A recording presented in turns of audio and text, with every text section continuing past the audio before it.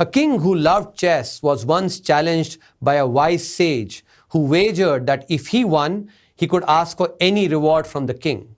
The sage humbly requested rice grains, starting with 1 grain on the first square of the chessboard and doubling the number of grains in each subsequent square. The king, ignoring the power of compounding, agreed. When the king lost, he ordered a bag of rice to be brought to reward the sage.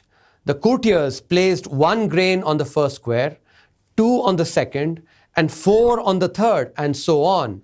But by the 20th square, the king needed about 1 million grains, and by the 40th, around 1 trillion grains. Finally, on the 64th square, over 210 billion tons of rice was required.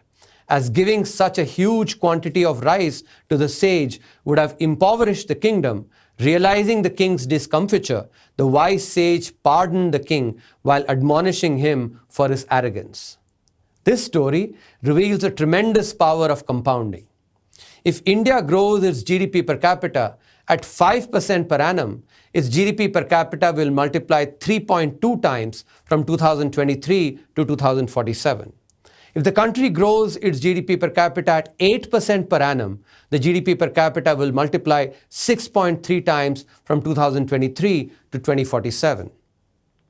A 3% increase in growth almost doubles the growth of GDP per capita. And if India can grow its GDP per capita at 10% per annum, its GDP per capita will multiply almost 10 times from 2023 to 2047. By estimating India's potential GDP growth, Chapter 2 concludes that India's demographics offer the advantage of a large workforce. The formalization of India's economy and India's formal sector firms catching up with the productivity of firms in the advanced economy would both contribute to 8% growth, which would manifest a $55 trillion economy in India's centennial year.